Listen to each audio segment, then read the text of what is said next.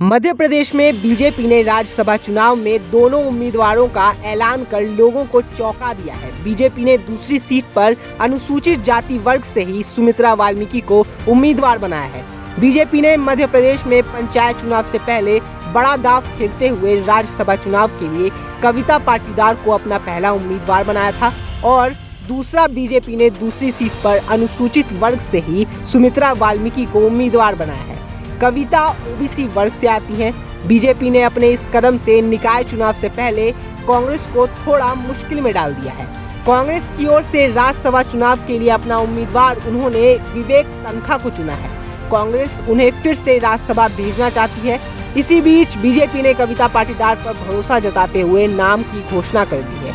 कविता का नाम पहले से ही चर्चा में था, लेकिन इससे पहले पीयूष गोयल का नाम भी चर्चा में बना हुआ था। पिछले कुछ दिनों से मध्य प्रदेश की पूरी राजनीति ओबीसी पर केंद्रित रही है।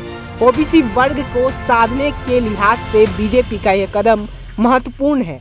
दूसरी बड़ी वजह संपतिया उइके की जगह महिला उम्मीदवार का ही चयन बीजेपी की ओर से किया गया है।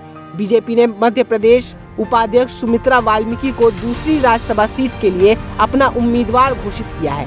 जबलपुर निवासी सुमित्रा वाल्मीकि 3 बार पार्षद रह चुकी हैं। अब वह अनुसूचित जाति की ओर से राज्यसभा में पर्चा भरेंगी। इससे बीजेपी के आधी आबादी के साथ अनुसूचित जाति वर्ग के वोटरों को साधने की कोशिश है। बीजेपी ने राज्यसभा चुनाव के साथ पंचायत, नगरीय चुनाव और विधानसभा चुनाव को टारगेट किया है। यहाँ खास बात यह है कि बीजेपी ने दोनों ऐसे उम्मीदवारों को टिकट दिया है जिनके नाम की कोई चर्चा नहीं थी। ऐसे में बीजेपी ने बड़े नामों की चर्चा के बीच संदेश दिया है कि पार्टी में साधारण कार्यकर्ता भी आगे बढ़ सकता है। इससे पार्टी के प्रति जनता में एक अच्छा मैसेज जाएगा। राज्यसभा चुनाव के लिए 31 मई को नामांकन की आखिरी तारीख है। कविता पाटीदार मंगलवार को मुख्यमंत्री और प्रदेश अध्यक्ष की उपस्थिति में अपना नामांकन भरेंगी। बता दें कि प्रदेश की 3 सीटें 29 जून को खाली हो रही हैं। इसमें एक कांग्रेस और बीजेपी की 2 हैं।